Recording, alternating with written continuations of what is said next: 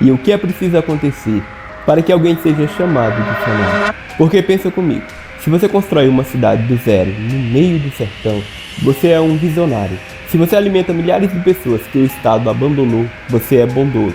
Se você desafia as regras de um sistema que só serve a quem já tem poder, você é corajoso. Mas se você faz tudo isso e o Estado não consegue te controlar, aí você vira um fanático. E o Brasil aprende a te odiar antes de te conhecer. E esse foi o caso de Antônio Conselheiro. E a pergunta que esse vídeo faz não é se ele era santo ou louco, é quem escolheu esse rótulo e por quê. Antônio Vicente Mendes Marcel nasceu em 13 de março de 1830, em Quixerobim, no Ceará, fundador de Canudos, palco da Guerra de Canudos, uma rebelião civil contra o governo central que foi brutalmente suprimida, com a morte de mais de 25 mil pessoas. Para a história oficial, ele foi um fanático religioso perigoso, um monarquista subversivo, uma ameaça à república recém-proclamada. Mas por trás desse rótulo, existe uma história que o Brasil escolheu não te contar direito por mais de um século. Quem era esse homem de verdade e o que ele construiu? E por que incomodou tanto, a ponto de exigir um massacre em massa para ser silenciado? E essa é a história não contada de Antônio Conselheiro. Olha, e esse tipo de investigação, onde a história real e a história oficial não são a mesma coisa, é exatamente o que esse canal se propõe a fazer. E se faz sentido para você, se inscreva no canal, ative o sininho, porque o que vem a seguir vai além do que você aprendeu na escola. E antes do mito, havia o homem. Nascido numa família de comerciantes, Antônio Vicente teve uma formação rara para o Brasil do século XIX. Aritmética, latim, francês, português e geografia. Ele atuou como professor e escrivão de cartório. Um homem instruído, com perspectiva, com o futuro traçado. Aos 6 anos ele perdeu a mãe, aos 27 o pai, e então, aos 30 sua mulher o abandonou e fugiu com um amante. E foi a partir desse ponto que Antônio Vicente começou a peregrinar pelo sertão nordestino, sem destino fixo, sem família, sem nada. E pelas vilas e fazendas do interior, ele ouvia os pobres, pregava o evangelho, distribuía conselhos sobre problemas que as pessoas lhe traziam. E foi assim que surgiu o vulgo que a história registrou como Antônio Conselheiro. Mas existe uma dimensão dessa trajetória que os livros didáticos raramente mencionam. Seu carisma era genuíno entre a população mais pobre do sertão.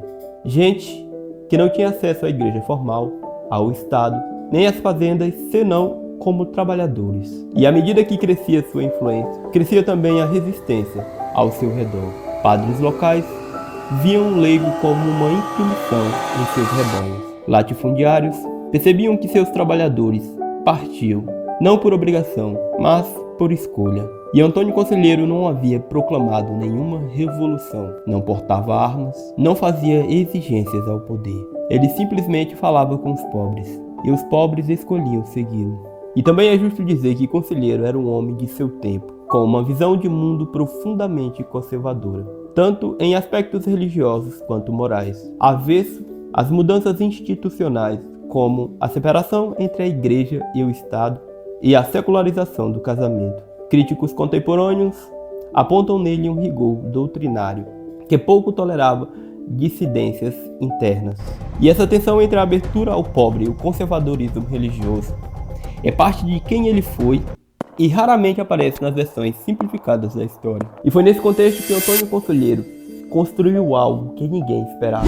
Em Canudos, ele estabeleceu uma comunidade comunitária, divisão de trabalho, produção coletiva, propriedade comum, a ausência de uma moeda oficial, proibição de bebidas alcoólicas e prostituição, controle interno rigoroso sobre crimes e a atividade religiosa como centro organizador da vida coletiva. Uma cidade inteira organizada, funcional e autossuficiente. 30 mil pessoas, a maioria pobres e ex-escravos, no sertão da Bahia, sem o Estado, sem os fazendeiros, sem a igreja oficial. E lá eles cultivavam de tudo um pouco: milho, mandioca, feijão, abóbora, melancia. E também havia a criação de gado e a fabricação de instrumentos para a lavoura e a extração de carvão.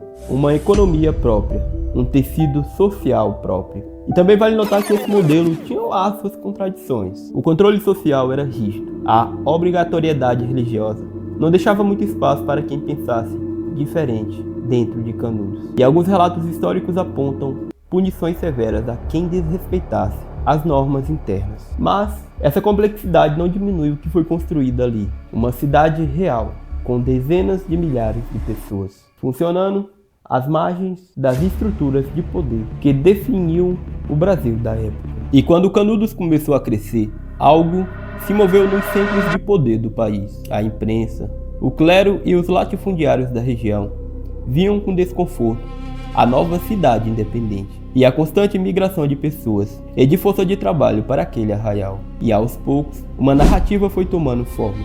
Antônio Conselheiro como um perigoso monarquista, supostamente a serviço de potências estrangeiras, que queriam restaurar a monarquia no Brasil. E não haviam provas para essa acusação, mas ela circulou, ganhou os jornais, ganhou a opinião pública. E então chegou o estopim. Antônio Conselheiro havia encomendado e pago por uma remessa de madeira vinda de Juazeiro, e o material era para a construção de uma nova igreja em Canudos.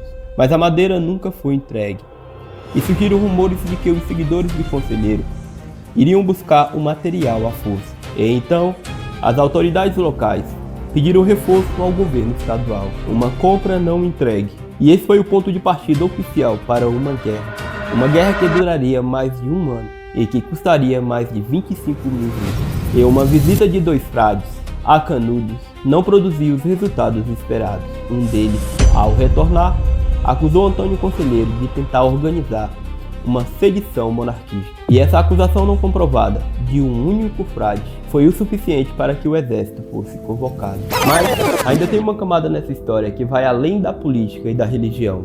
Antônio Conselheiro era abertamente contrário à escravidão.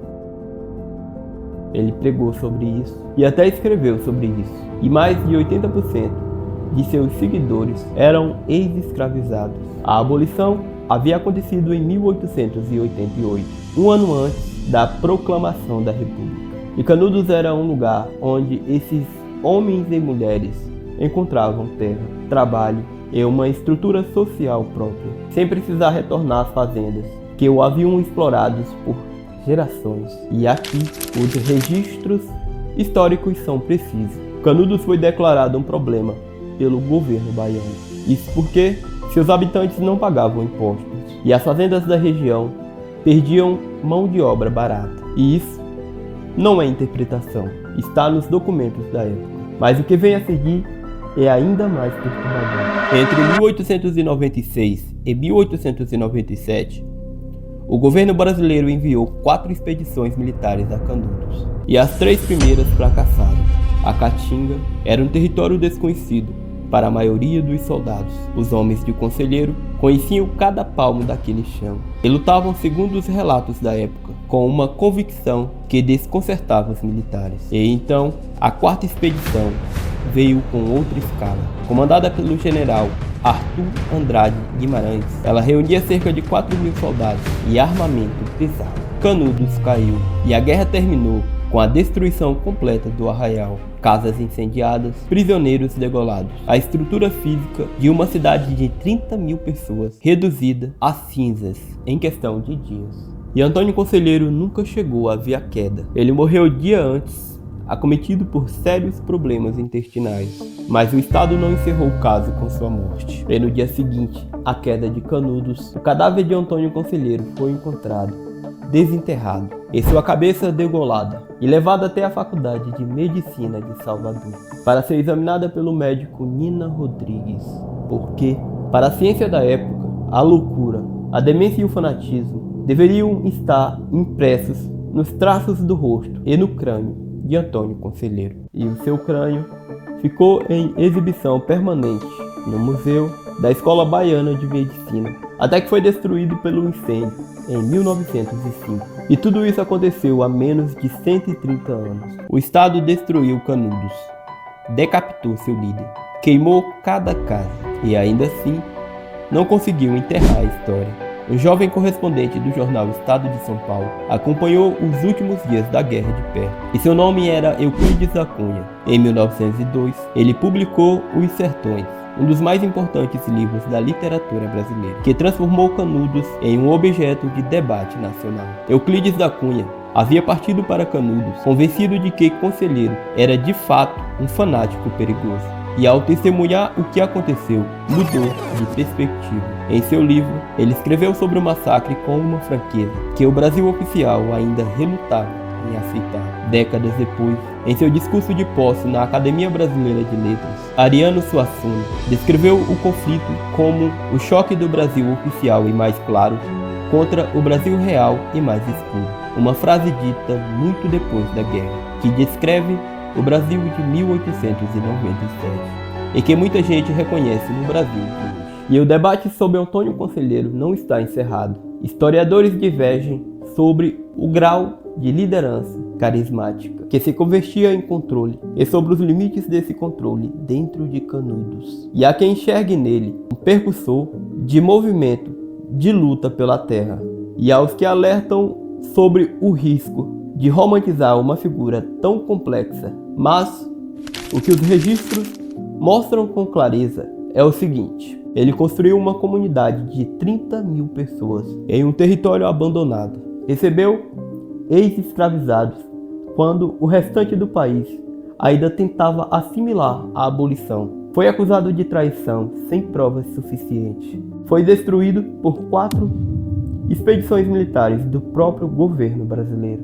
E a pergunta que esse vídeo deixa não é sobre herói ou vilão, é sobre o que esses fatos revelam sobre as estruturas de poder que os tornaram possíveis e o que permanece dessas estruturas até hoje. E no fim, dizem que quem não entende Canudos não entende o Brasil. E Canudos não foi apenas uma guerra, foi um espelho que mostrou quem o Estado protegia quando as coisas ficavam sérias, que mostrou o que acontecia quando os excluídos paravam de pedir e começavam a construir. E também mostrou que o rótulo de fanático está disponível para quem ouse desafiar a ordem estabelecida, e que a imprensa, a ciência e o exército podem ser acionados para sustentá-lo. Euclides da Cunha encerrou Os Sertões com uma frase que ecoa até hoje: Canudos não se rendeu, e de fato, os últimos defensores do arraial lutaram até o fim. Velhos, mulheres, crianças, com as mãos, segundo relatos de militares, quando as armas já não existiam. E Antônio Conselheiro foi chamado de louco por construir uma cidade de 30 mil pessoas no meio do sertão. Foi chamado de monarquista subversivo, e a principal prova disso era a palavra de um único frade. Foi chamado de fanático religioso perigoso. Os documentos da época registram que as fazendas perdiam mão de obra, e depois que o massacraram, o desenterraram, o degolaram e exibiram seu crânio em um museu, e chamaram isso de progresso, de república. E os fatos estão aí. O que você faz com eles, essa parte é sua. E deixa aqui nos comentários o que você pensa sobre o Antônio Conselheiro.